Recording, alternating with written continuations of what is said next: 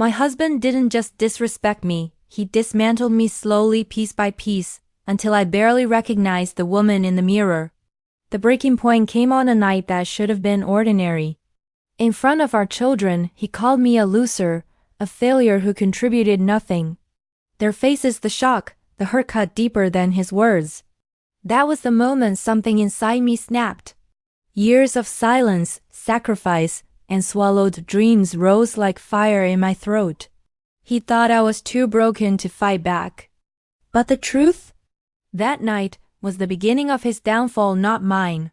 From the moment I decided to speak about what happened, I knew it wouldn't be easy. But I also knew it was important. My story isn't perfect or pretty, but it's honest.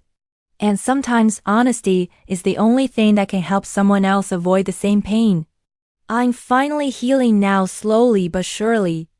And I want people to understand how someone like me who loved deeply and believed in the goodness of family ended up losing almost everything except the love of my children. It happened a while back, and though the wounds are still tender, I'm on the road to recovery. So, here's my story. Exactly as it unfolded. Art has always been my safe place. Even as a child, when other kids ran around playgrounds, I could sit for hours, sketching whatever caught my eye, the shape of a leaf, a stray cat, my mother's gentle face as she painted in our tiny living room. She never became famous, but to me, she was the most talented painter in the world. We didn't have much, but what we lacked in money, my parents made up for in warmth. My father supported my mother completely, even though he was the only one earning. He praised her daily, called her his artist, treasured her work. Watching them, I grew up believing that love, respect, and loyalty were the foundation of every marriage. I didn't know then how wrong I was. I was a quiet kid growing up, soft-spoken, introverted, and often invisible in school. I had no close friends, though my grades were decent enough. My dream of going to art school was the one thing that kept me going, and my parents never once discouraged me. I thought my future was already laid out in front of me, safe and certain. And then everything changed the day I met Chris. We had been classmates for years without ever saying a word to each other. One afternoon while I was gathering books from my locker, he walked up to me with a friendly smile. "Hey, you're Ruby, right? I'm Chris," he said as though we'd known each other forever. "Yes, hi," I replied chilly. "What's up?" He scratched his head nervously. "Actually, I was hoping you could help me with something. I've seen your drawings in the locker area. They're incredible, really," I blushed. No one had ever complimented my art before except my parents. "Thank you. That means a lot. It's Mother's Day next week," he continued. "And I want to give my mom something special. Could you draw her for me? I'll help you with math homework for a week if you do." I almost laughed with relief.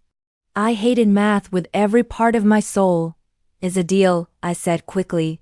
"I'd love to." We arranged to meet at a small coffee shop near school. I felt a rush of excitement, not just because someone admired my art, but because Chris seemed genuinely kind. Little did I know those coffee shop meetings would slowly turn into long talks, shared laughs, and then quiet moments where we realized we were falling for each other. Chris was everything I wasn't. Confident, popular, brave enough to stand up to bullies, admired by nearly everyone. He planned to study business and carry his father's company into a bright future. He spoke about his dreams with so much pride that I couldn't help but admire him. "I really want to make my dad proud," he said one evening. "I want to grow what he built." "And you will," I told him.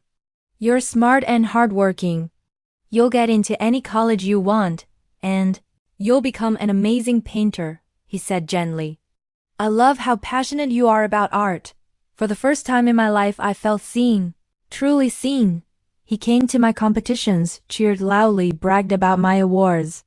When he introduced me to his parents before prom, I instantly connected with his mom, Tammy. She was warm, supportive, and always told me I was like the daughter she never had. College took us down different paths. He went to a top business school while I entered art school, but we made the distance work. I even brought him home to meet my parents on Christmas, and they adored him just as much as I did. Then everything broke. During my second year of college, my parents died in a sudden car accident. My world collapsed. I couldn't breathe without crying. I couldn't sleep without waking up in panic. Chris held me through every breakdown, helped arrange the funeral, comforted me during every sleepless night. I believed with all my heart that I could trust him forever. 6 months later, I discovered I was pregnant.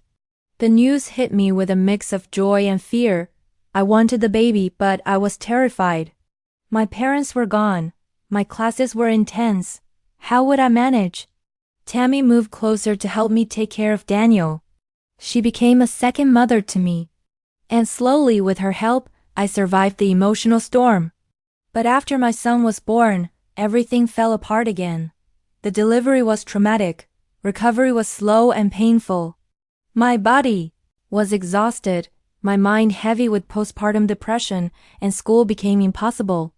I dropped out, something that broke my heart but felt unavoidable. At first, Chris helped. Then, piece by piece, something dark crept into him. You know, he said one night, I can't help thinking this is your fault. I barely have a life anymore while you're home all day. I'm trying my best, I whispered. I'm still healing. Daniel is so young, we can't afford childcare. What job would even take you? He snapped. Your degree is useless. You're useless right now. His words burned deep. After he stormed out, I cried until my pillow was soaked, but even then I wanted to help him. I started job hunting immediately. Later that week, he apologized, blaming stress and bad friends. I forgave him because I wanted to believe in us. Within a week, I found a small job. Tammy handled childcare. I even convinced Chris to quit his job so he could finish his degree properly. I wanted him to succeed. After graduation, he joined his father's company. Things moved fast. His father passed away from a heart problem. Chris took over and slowly the business began to grow.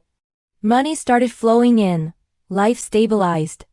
When I told Chris I wanted to return to art school, I expected support. Instead, he scoffed. Why waste money on that? Art won't get you anywhere. My friends will laugh at me if you get a useless degree. You should stay home. That's your role. His words cut through me like a blade. Still, I tried to hold on to hope. Then I found out I was pregnant again. Everything shifted. Chris insisted I stay home permanently. I agreed because my children meant everything to me. The second birth was easier, but caring for a toddler and a newborn with no support pushed me to the edge. Chris, meanwhile, did nothing to help. Nothing at all. And then unexpectedly he proposed. I thought this was his moment of change, his chance to be better. The wedding was beautiful, huge, sparkling. He showered me with gifts and attention throughout the planning. I thought it meant he was trying, but after the wedding, the mask fell. He stopped caring altogether. He worked long days, avoided us, avoided me, no dates, no conversations, no affection. No help with the kids, no support of any kind. He refused to lift a finger. And the only thing he did was shout commands, criticize everything I did, and treat me like a servant instead of a partner. He never picked up after himself, never tended to the children, never offered kindness or warmth. It was as if the moment he had the image of a perfect husband in public. He no longer needed to pretend behind closed doors. My life shrank into exhaustion, caring for both kids alone, while Chris barely acknowledged I existed. And that was how I ended up here. Trapped, tired, and heartbroken. Living with a man who didn't see my worth, didn't value my dreams, didn't appreciate my sacrifices, and only ordered me around the kids their dad who wanted to be. Left alone when he was at home. I never asked him for help after he ignored my requests in the first year. However, my children's pain was getting to me one day. I said, Chris, why don't we have a family outing this weekend? The kids really miss you. You know, I have abusiness. is meeting this weekend. I'm busy, but you need to make time for your family. Chris, we're important too. Daniel has been crying for you. You even missed poem. Ral, what can I do, Ruby? I don't fave the luxury to stay at home with them. Like, you do, at least someone has to money. Right, a failure like you wouldn't understand. I suggest you stop telling me what to do, Chris. What is worrying with you? Why are you insulting me like that? You know, I wanted to go back to college, but you didn't let me off course. I didn't. Why would I let Yao waste money on that? You were better off investing it in my business. Look, how my money is bringing us extremely hurt be what he has said. I started to see past his neglect over the years. However, it really hurt when he insulted me like that. It made me feel worthless. I should have walked away from him, but I didn't. He wanted my children to have both parents under one roof. I thought Chris was just stressed and would apologize later. The apology never came as the years passed and the kids grew older and started to notice Chris's behavior. They were no longer attached to him. Gloria never experienced him as a loving parent, so she had no attachment to her dad. Danielle remembered his dad being more loving in the past. But the disappointment of Chris missing every milestone quickly added up. Tried everything to make the bad feelings disappear. I begged Chris to pay more attention to the children. You need to make time for the kids. Chris, I'm already working hard and looking after them. I'm the only one taking up parentalities. I know you don't want me anymore, but the kids are suffering. They will already become detached from you. I know how to be a parent. Ruby, I'm the one feeding the three of you. You don't have to lecture me about improving our relationship. When Daniel became a teenager, he started to resent his dad. It's to make him understand that Christ loved them, but he wouldn't believe me. His friends had fathers who were present in their lives, and he felt like was missing out. I was there for all his events and achievements, but Hugh'd his dad there too. One night, we were having dinner. Daniel confronted Chris. Hey Dad, are you free this weekend? Gloria has been pestering us for a picnic. The weather is getting better, and it's the perfect time. Yes, it will be a great opportunity to hang out together. You'll make all the preparations. What do you think Chris No can do? I'm going golfing with my buddies. Can't change my plans. It's one day and you can't make time for us. Why did you even become a dad? If you didn't want to be around us, watch your mouth, Daniel. I am your father and you will respect me. I actually have work to do instead of sitting around like you're a loser. Mother Ruby, what are you teaching my children? They don't even respect me anymore. I thought you just failed in your career, but it turns out you can't even be a good mother. Stop insulting Mom. She's a way better parent than you are. How do you expect her to career when you never helped her out? I'm not blind. You know, I saw what's happened all these years. Stop it. Daniel's no use telling him these things. We have Mama and that's enough. And just go out with Mom and Grandma. See, at least one of you has some sense. I hope that ends this stupid discussion. It's okay, kids. I will take you out for a picnic. We'll plan something without Dad. I didn't want to make Daniel or Chris, but I noticed that Gloria, who had remained apathetic towards her father, did not take his side at all. She simply didn't care for his time or attention. Yui's thought it was my fault. I could have fought harder with Chris to spend more time with us, but he never listened to me by then. I also found Alf had been cheating on me with one of business friends. I didn't confront them. I knew it would be useless.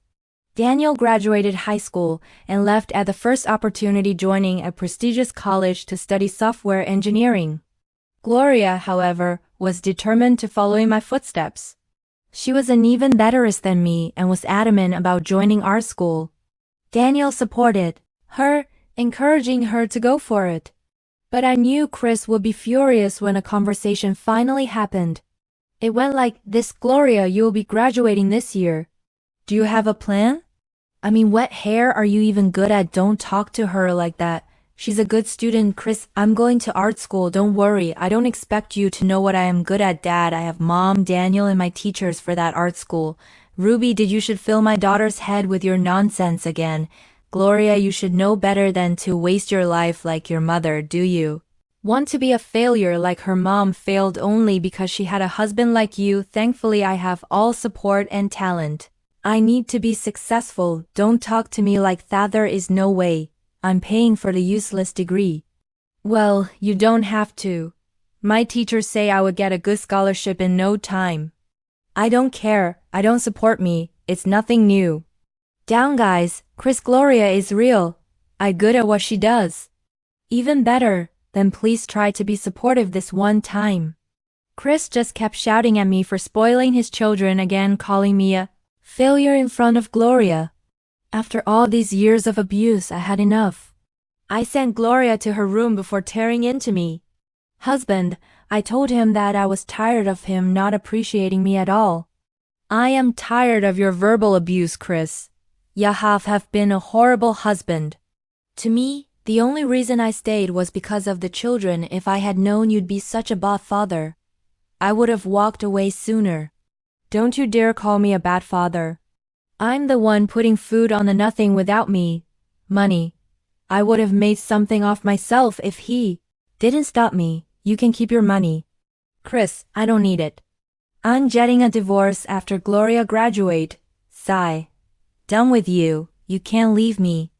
Everything I have done for you. I deserve better. From everyone done like Chris. Cheat on me with your colleague know-it-all. Chris, there's no me for you to be a victim. I am the victim here. You deserve nothing. And you definitely don't deserve me. Chris was absolutely done by my onslaught when I was done talking. He had his head in his hands and said nothing, as if he didn't care anymore.